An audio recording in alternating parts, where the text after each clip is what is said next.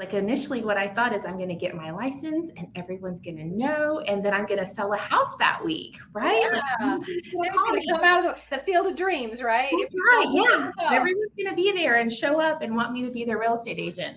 And that's not what happened. Hi, I'm Carla Higgins, and this is the Double Duty Agent Podcast. I am so glad you're here.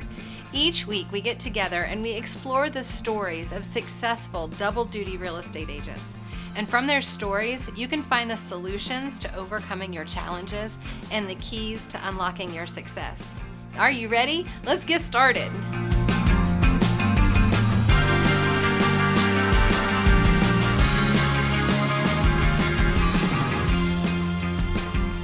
Oh, welcome. I am so excited. I have Michelle Coon with me today, and she is, a school teacher turned coach. I get a fellow coach with me here. Spoiler alert, if you haven't heard, this is exciting news. So, Michelle, I love this. We're going to talk double duty, and then we're going to talk a little bit career map today. So I'm super excited. Thank you for joining me. Hi, Carla. Hi, everyone. Thanks for having me. So excited. Okay, well, let's start back at the very, very beginning. You were a teacher. Tell me, what were you teaching? So I teach second grade, 17 years. I've taught second grade. 17 years, second grade. How fun. Yeah, I love it. Right? Most days fun. Most days, yeah. Most days fun. All right, so somewhere along the line, you decided that you wanted to get your real estate license. Tell us about that. That's right. Yeah. So what I did is actually it was following a major life event, right? And so I had, should we get to know each other first? I don't know. I'm just going to break right into this. I was following a divorce and decided that, for me, it would be right to set a goal for myself and have something that I wanted to accomplish. And so I had always wanted to be in real estate. I was the girl that would drive by the houses and, look in the windows, not to see the people, but I want to see how they decorate. What color are the walls? Like, how is the design of the house? I was that girl. So, when that time presented itself, I just decided that I wanted to get my real estate license. And so literally it was, real estate, me and God for a few months getting my real estate license. I love that. Oh my gosh. Yes. Major life events. It does it to all of us, right? Mine was, I turned 50. Kind of very similar, just saying. You got your real estate license after 50? I turned 50 for my birthday present for myself for my 50th birthday. I started real estate school. Yes. Wow. That's awesome. Yeah. So yeah, very similar to a divorce, turning 50, kind of the same thing. Just kidding. Yeah. I mean, major life event, you have to. It felt like it at the time, right? It felt like at the time. I've worked through those thoughts, but yeah, absolutely. Okay. So you jump in, you got your real estate license, but you're going to stay a teacher. Tell us about that decision. Yeah.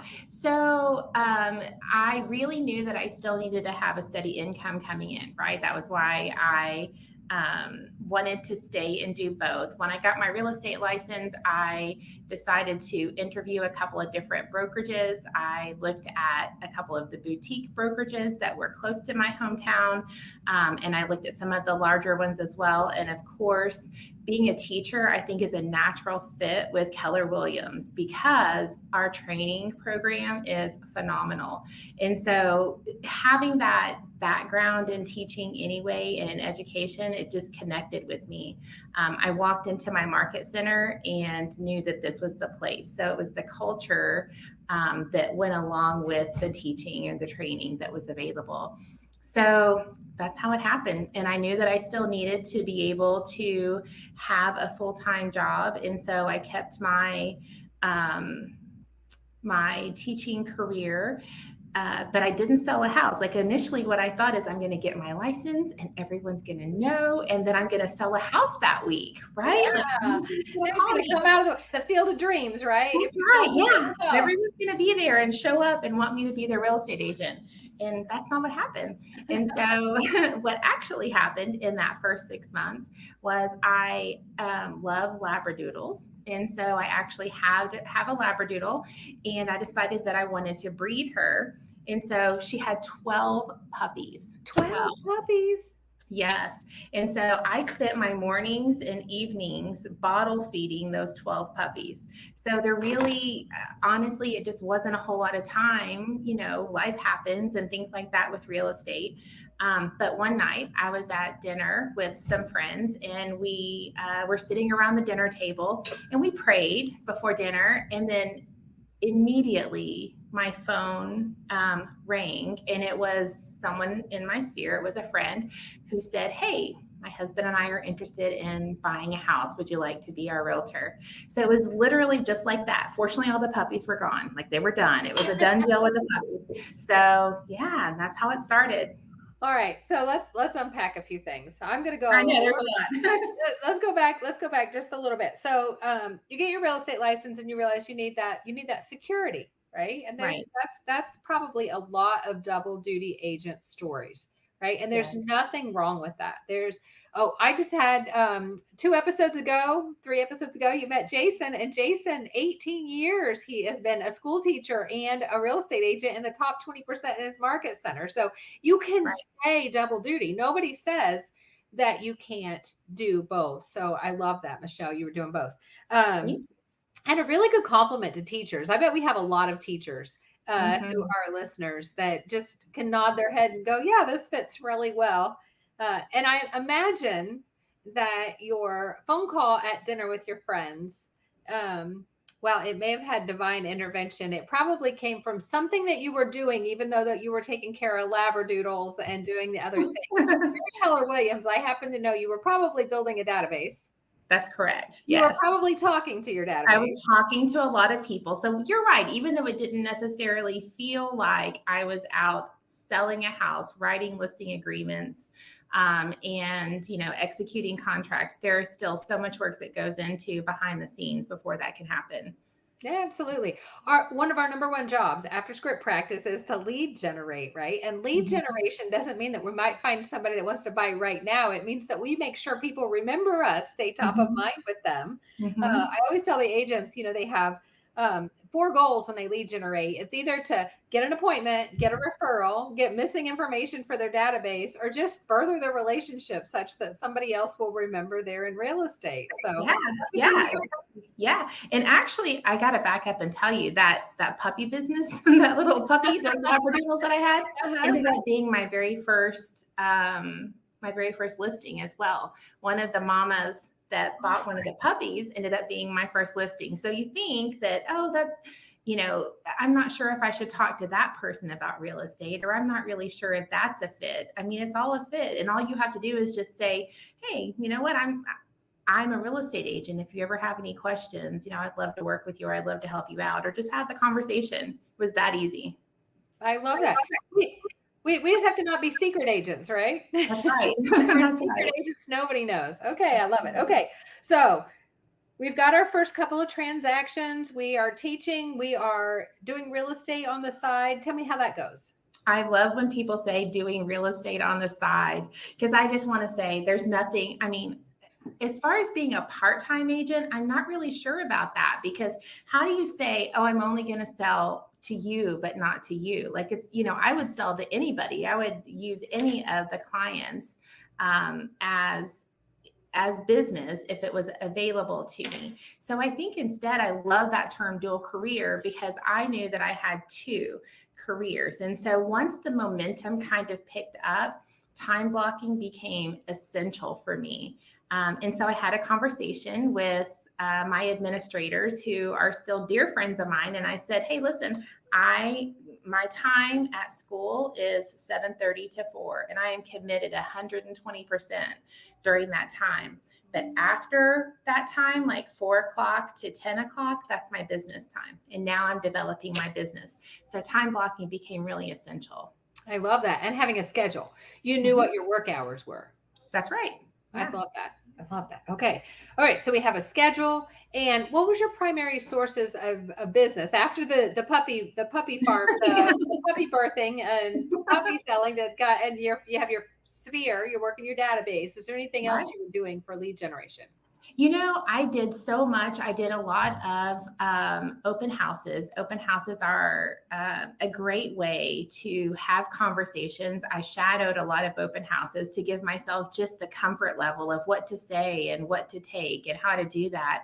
And then open houses became a big lead generation for me, and still is. I do open houses on a regular basis. Kind of upped it a little bit now, that I know a little more, and I'm doing these seventh level open houses now. But it's very exciting. Also for lead generation, teachers, using your source. At first I thought, wow, I tried to compartmentalize people. These are the people that I teach with. These are the people that I do real estate with. And then I realized, like, they're kind of together, right? Like the people that I teach with, I could still have conversations at lunch or, around the coffee machine or whatever. And I didn't have conversations like, hey, I'm a real estate agent. Do you want to hire me?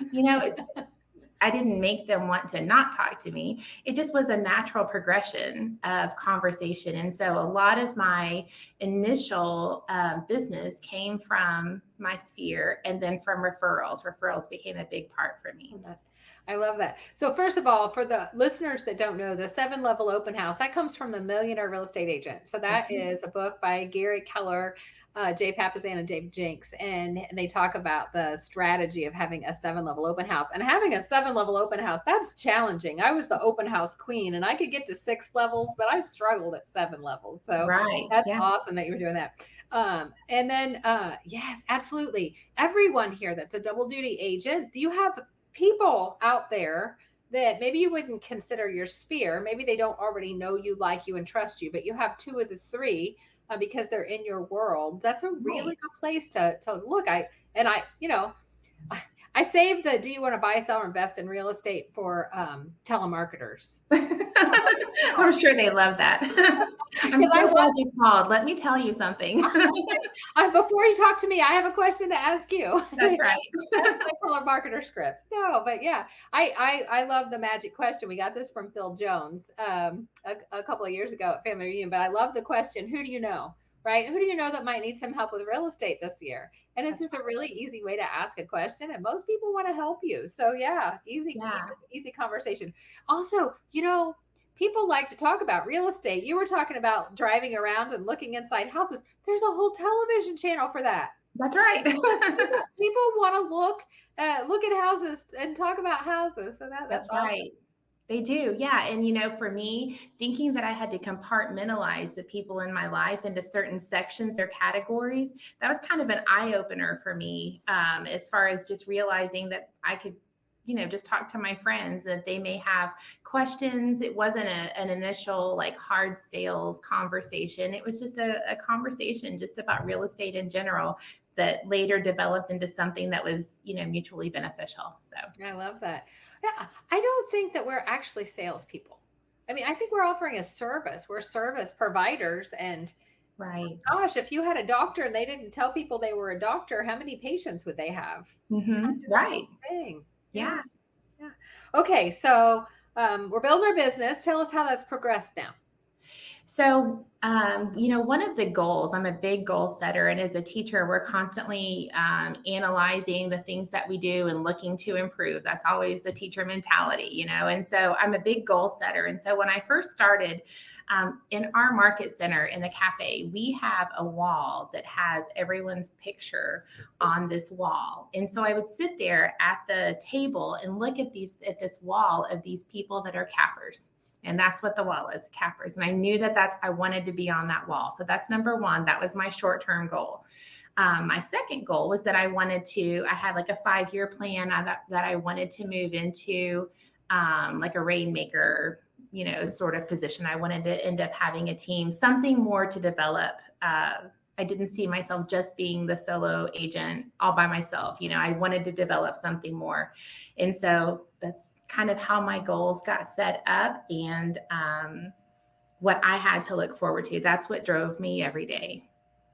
Awesome. So for our listeners that aren't at Keller Williams, a capper is really awesome because at Keller Williams, if we hit a cap, so the amount that we're paying to our brokerage, once it reaches reaches a certain level, we don't have to pay it anymore until our anniversary date, until we're 1 year later. So if you remember back to episode 1, I told you that I got my license in July and I capped in January. And then from mid-January to July, I get to keep 100% of my commissions. That's right. And then in July it reset. And then I was paying my small percentage to the brokerage until I hit the cap. And so that's exciting when we get that's to the cap. same as me. So I got my license in July, signed on with Keller Williams, had the whole puppy fiasco, and then actually capped in, I would say it was like February or March, perhaps for me, whenever I capped my first year.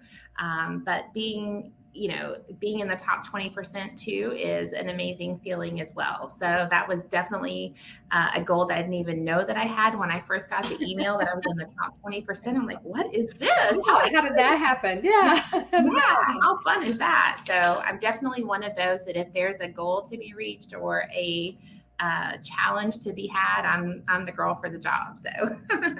So everyone out there that has a limiting belief, they think because I'm a double duty agent, I can't be successful. Well, that's the whole reason why I have this podcast, because of people like Michelle, right?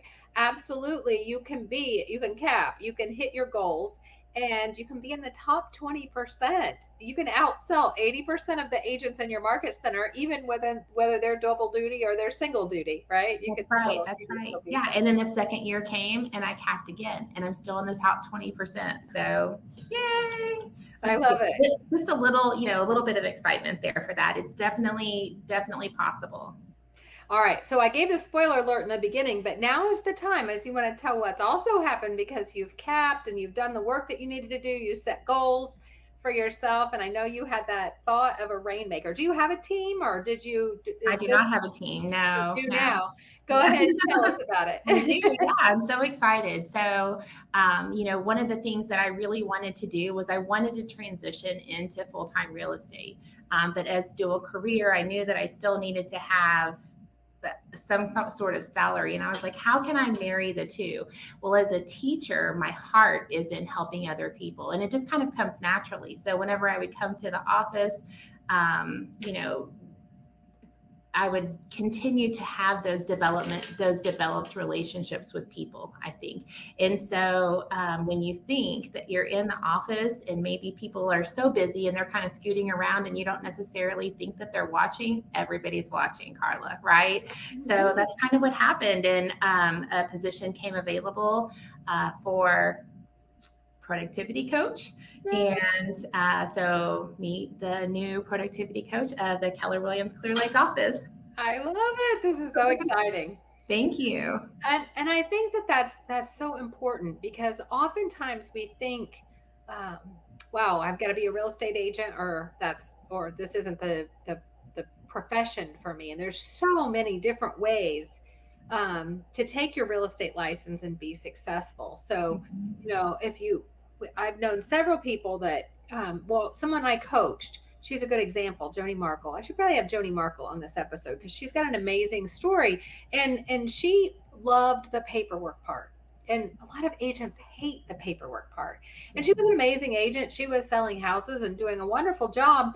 But she had the opportunity to become the transaction coordinator for My Leverage Solutions, which is a market center owned company that provides support for agents. And it's so aligned with her. And this is so aligned with you and teaching and all the things. Thank you. And that's exactly what I think. When you come into the market center, you may think, oh, I want to be a real estate agent.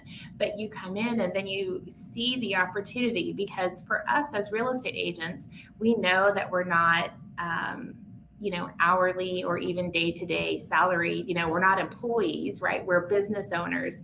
And so having that entrepreneurial mindset means that when we come into the market center, we kind of want to do it all. Like, yes, I want to do an interior design. Yes, I want to do transaction coordinator. Yes, I want to do these other things. And so, there's meetings all over the place. We have an investors meeting in the office just next door right now. There's all kinds of opportunities to get plugged in and to further your business. So with that mindset. Yeah. So always look for the opportunity. So if you find that what you're doing isn't really aligned with you and you're not enjoying it, find a team leader in your market center, talk to your productivity coach, talk to someone in your brokerage and say, what other opportunities are there for me here? And if there aren't any there, then we can go look elsewhere. There are going to be opportunities out there. So Absolutely. Yeah. I love this. This is a great example of opportunity. Okay, so now we're going to be building a coaching program. Are we going to stay double duty? We are staying double duty. Yes, okay. We are. Yes. This is what most of my guests determine after we've done our interview is most of us are still double duty. Once we learn how to do, well, think about it. Once you learn how to, it's the schedule, it's the time blocking. And once you learn how to do multiple things, why not do multiple things? That's right. Why not? I still only have 24 hours in my day, right? I wish I could have 25 or 26, but I think it's just, really using that time blocking and using the time to the best of your ability. And now I'm excited. At first I took the focus of I'm going to stay in my teaching career and still have that a full sphere, right? That I could still develop relationships and talk to.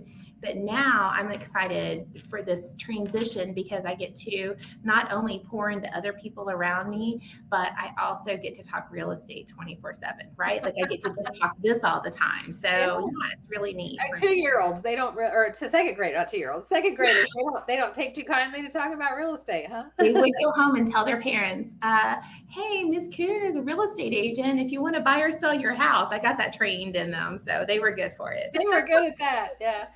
I think the other thing about, staying double duty is that we learn to counterbalance so well.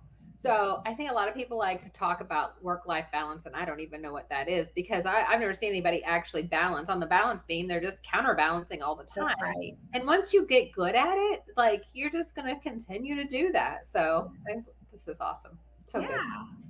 All right. Well, I like to talk about choices, actions, and mindset. So let's think about back to the beginning of your story. What are some of the choices that you made early on that maybe some of our listeners might think, oh, that's a good choice for me? Yeah. So, I think one of the things that I did is I just decided that I was going to do it. I was very motivated. It was my business, right? No one ran my business for me. No one knocked on the door if I didn't want to wake up.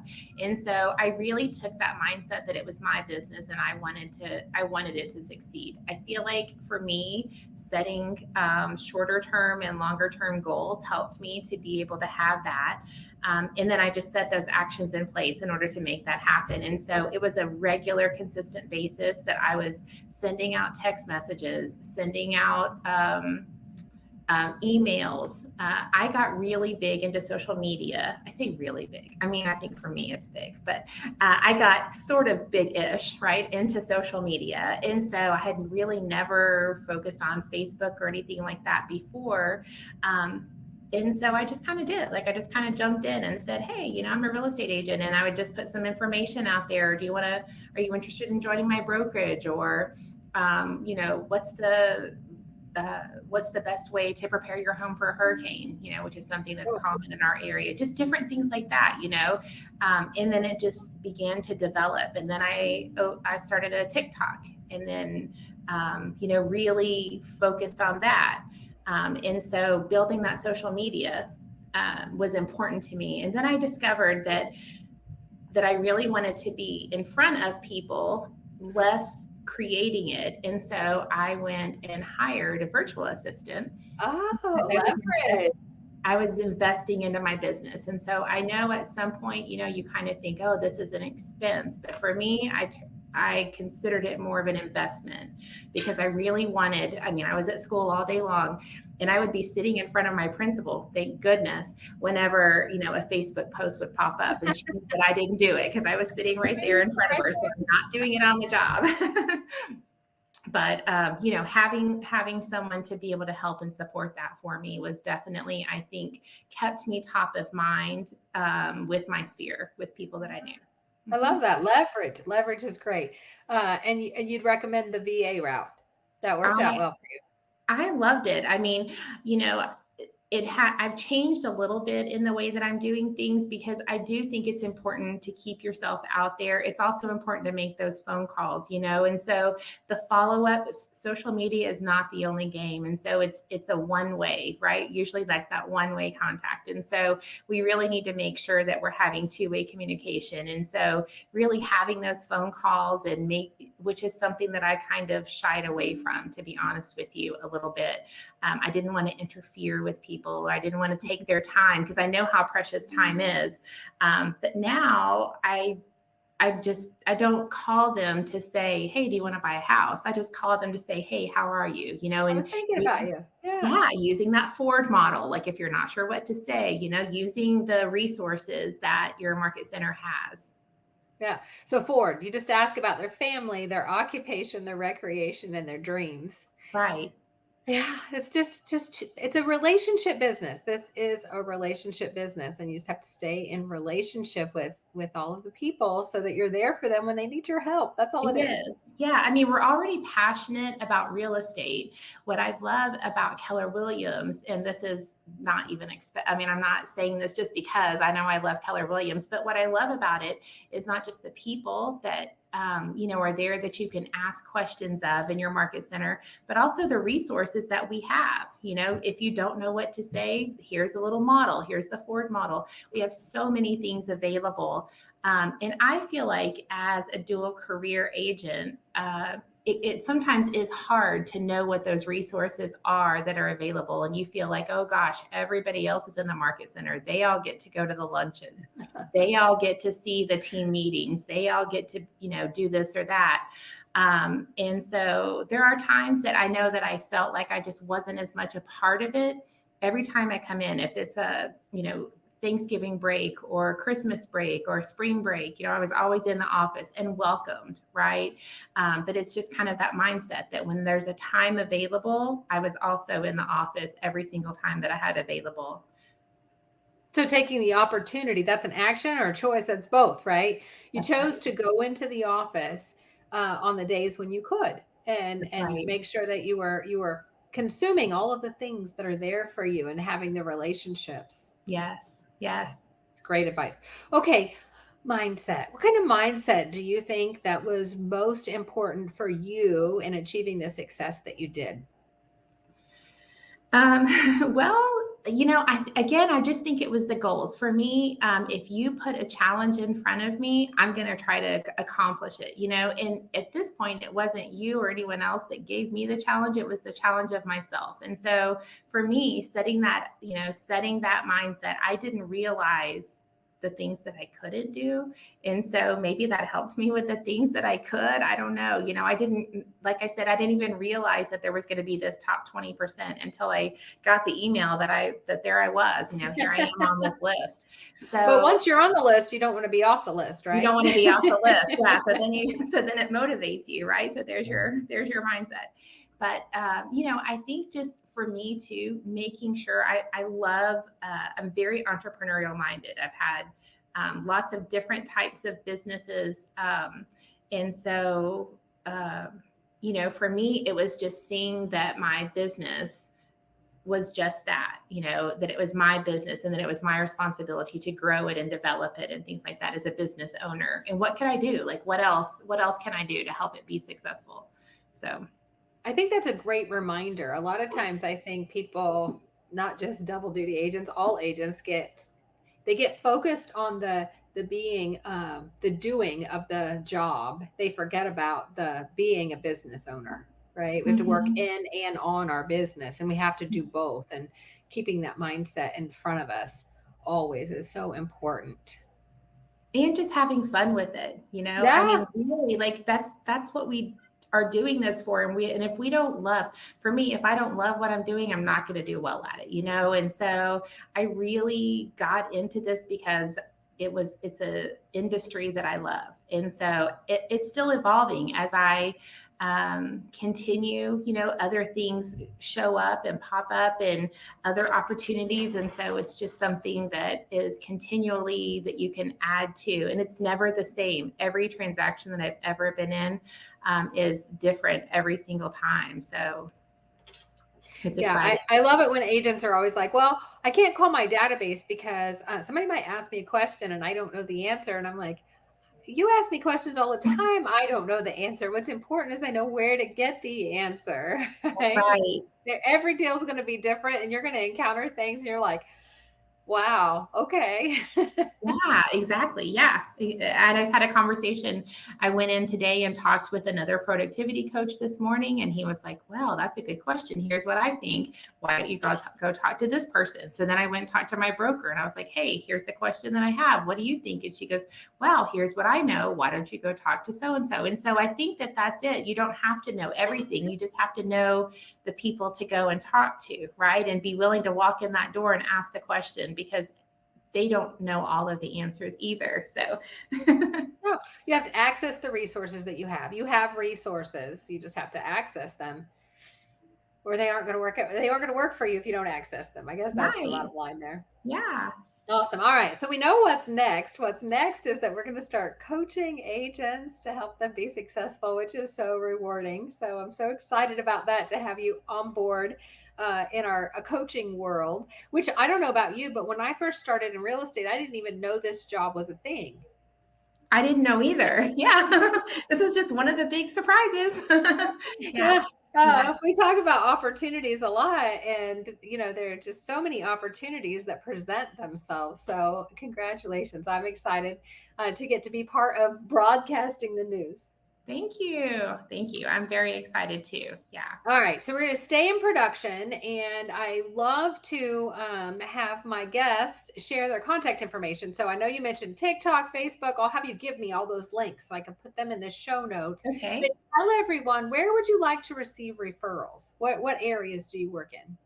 So I am in Texas. I'm in the Keller Williams Clear Lake Market Center. So primarily, I work in Brazoria County and Galveston County, some Harris County, but for the most part, I'm more south of Houston. So, okay, and both buyers or sellers? You're not particular.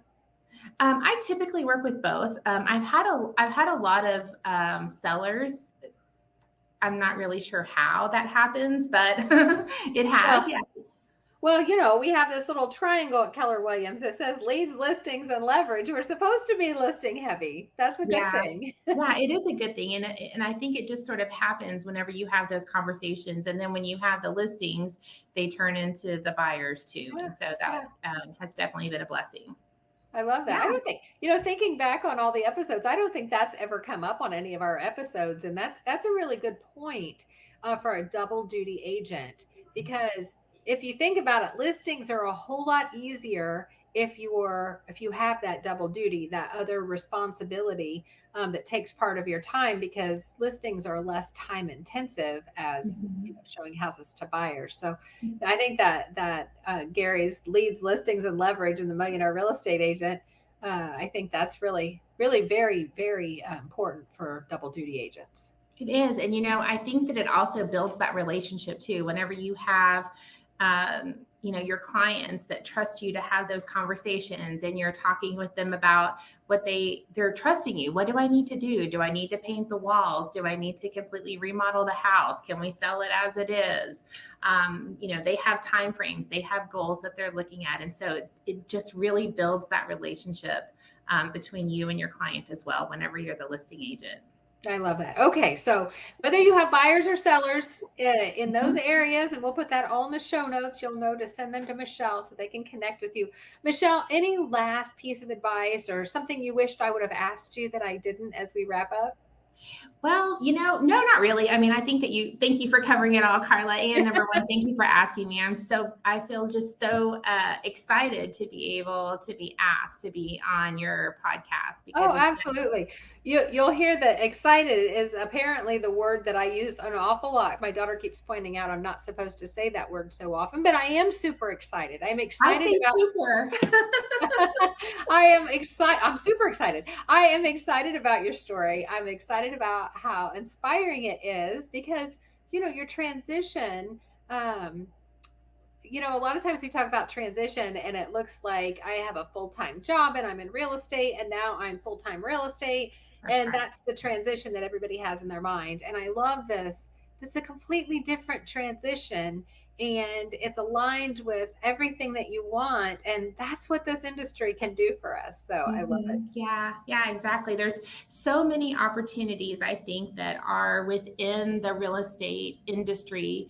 One of the things that we just have to do is be really intentional. And I think that was probably the word that was my focus for the first year or so, was being really intentional with my efforts. Making sure that I time blocked, and that I just did the things that they said to do, right? And so I kind of followed that. I went to Saturday script practice, if that's what we did. I would watch tons of podcasts and tons of YouTube channels, even if it wasn't Keller Williams, just to kind of learn my skill, to learn my craft. What do I need to say? Who do I listen to? And so now I hope to be able to create those same resources for people in my market center too. So. Oh, I know you will. And your agents are going to be so lucky to have you. Michelle, thank you so much for coming today and sharing your very inspiring story with us. I can't wait to see how things go for you as you embark on your new journey. Thank you, Carla. Michelle, thank you so much for coming and sharing your inspiring story with us. And congratulations on your new opportunity as a productivity coach. I know you're going to make an amazing coach, and I'm so excited. Okay, I'm always excited, aren't I? I don't know. Keys to success. I'm excited about these too. I'll just tell you. So Michelle shared some amazing keys to success with us. And like always, we're going to start off with the choices she made. And the first choice we can talk about is finding a business partner, finding a brokerage that aligns with your needs. So your brokerage, your managing broker, your market center, whatever it's called, wherever you are, that is your business partner. And you need to make sure that your business partner aligns with your needs. And for Michelle, it was all about training. Of course, she was a school teacher. It's all about education. And Michelle was looking for a brokerage that was going to offer her that training and education that she required. Also, it might be coaching. Michelle's going to be an amazing coach, and she's going to have agents that join the brokerage just to coach with her. So make sure that you're finding those business partners, that main business partner that's really going to align with your needs, and also align with your culture, your beliefs, the things like that. You need to make sure that you are in alignment. The next thing Michelle talked to us about under choices is counterbalance. We've been watching these amazing Olympics, and I was thinking the other day about the gymnasts on the balance beam, and how we have this misconcept in our minds that we can achieve something called work-life balance. And I'm not sure what that looks like, because if you watch them on the balance beam, you realize they're never straight down the middle. They are always a little bit to one side and a little bit to the other. So you need to make sure that you're open to that counterbalance, that ability to that. When you're at work, you're at work. And when you're at real estate, you're at real estate. And when you're with your family, you're with your family. And understanding that sometimes you may get a little out of balance, and then you just make an adjustment and you get back in balance. You have that counterbalance. Also, Michelle talked to us about a choice. She chose to stay dual career, both a teacher and real estate, until the opportunity presented itself. And the opportunity that's presented itself for Michelle, well, somebody once told me that that success comes when preparation meets opportunity and you're willing to say yes. Well, Michelle did all the preparation. She built a real estate business. She got on the radar of the people at her market center.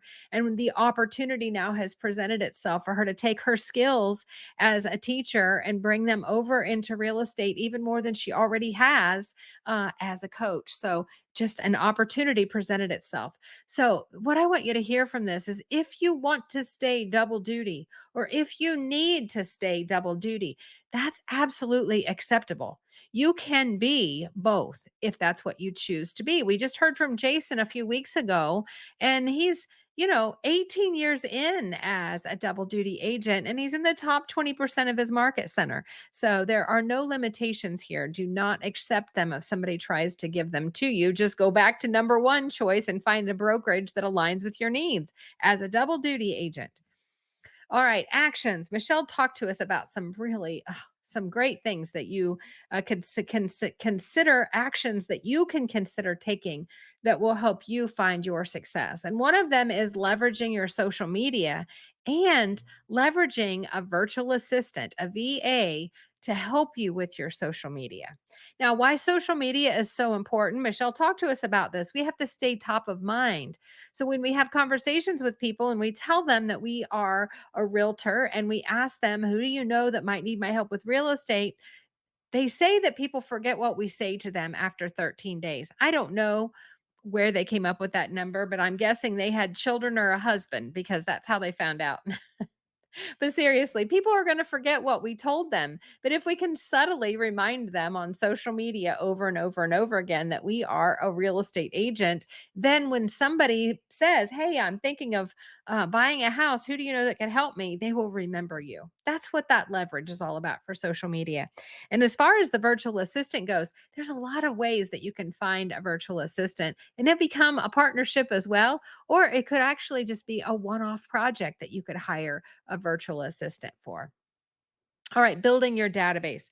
Michelle talked to us about building and utilizing her sphere of influence. She consistently communicated with her database, her sphere of influence, and that included her colleagues from work and also her friends to generate leads and those magical referrals that we're all looking for. So, have you tapped in to everyone that you know? Have you talked to everyone you know? Are you not being a secret agent? We don't want to be a secret agent. Vince and I talked about that last week.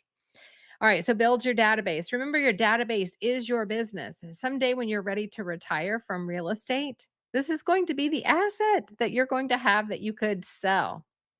All right, Michelle, talk to us about open houses. You hear about open houses a lot because open houses are the best way outside of your database for you to find people who need your help.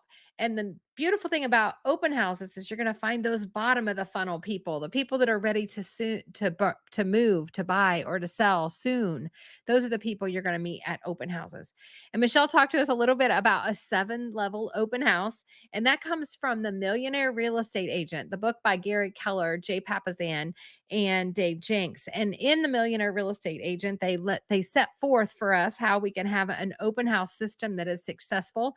And there are different levels of an open house, and 7-level open house is the top, the pinnacle of the open houses. As long as you're holding a level 5, 6, or 7 open house, you can expect a constant stream of business from that lead generation activity. In fact, when I was a full-time agent, before I became a coach, I held open houses consistently, had a system around it. My usually open houses were either a level 5 or a level 6 open house. And I averaged 1 closed deal for every 4 open houses that I held. So you can absolutely build a system and get consistent with it and generate consistent income.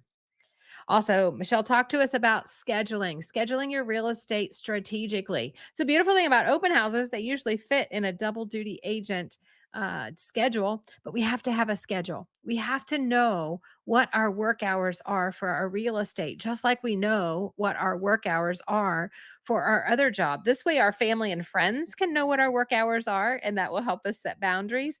And more importantly, we won't be just saying, I'm going to fit real estate in whenever it fits in. Because if that's your plan, it probably isn't going to fit in. And that's not going to lead you to where you want to go. On to mindset shifts. The first mindset shift that Michelle talked to us about is perseverance and patience. That may be two, but the two P's that go together. We have to persevere because, well, the saying goes, what we do today is our business 90 days from now. But the reality is, what we do today and then do consistently for 90 days will create us a paycheck. So if you're setting 90 days into your real estate career or longer and you do not have the success that you wanted, well, my question to you is, what have you been doing consistently? Because I imagine you will see what you are missing, and then you're going to have to persevere. You're going to have to do whatever it is, that activity that is going to get you where you want to be. You're going to have to do it consistently for 90 days. Have patience. We have to make phone calls and ask the question, who do you know that might need my help with real estate? And we may have to make several calls before somebody has a referral for us, and we have to be patient. Michelle also talked to us about embracing your double duty opportunity.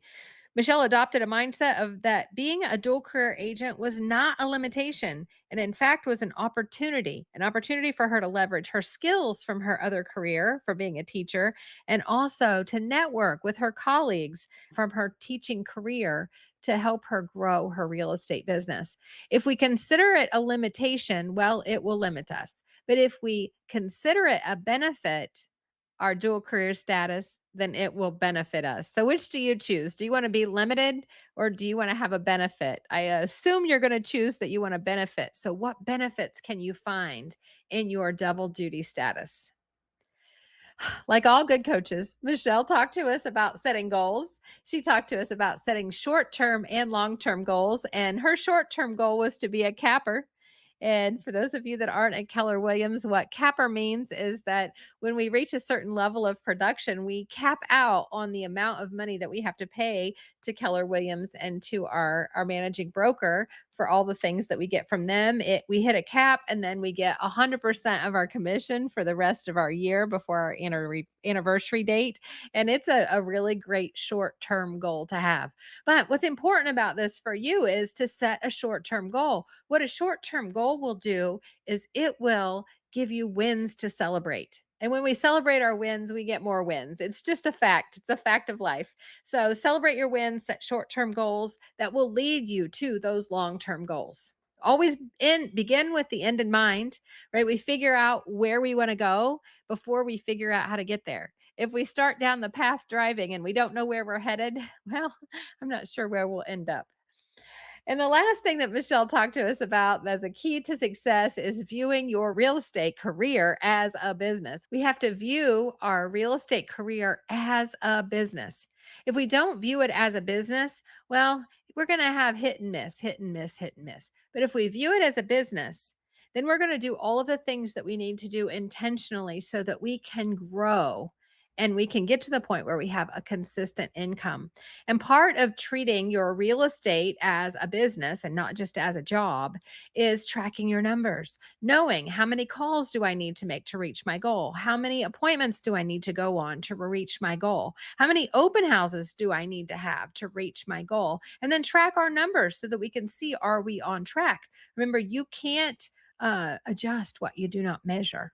Also, part of treating your real estate as a business, think about this. Not every commission check you get is 100% yours. Part of that belongs to Uncle Sam. Do you have a business accounting system set up for your business? So those are the keys to success from Michelle today. Michelle, thank you again so much.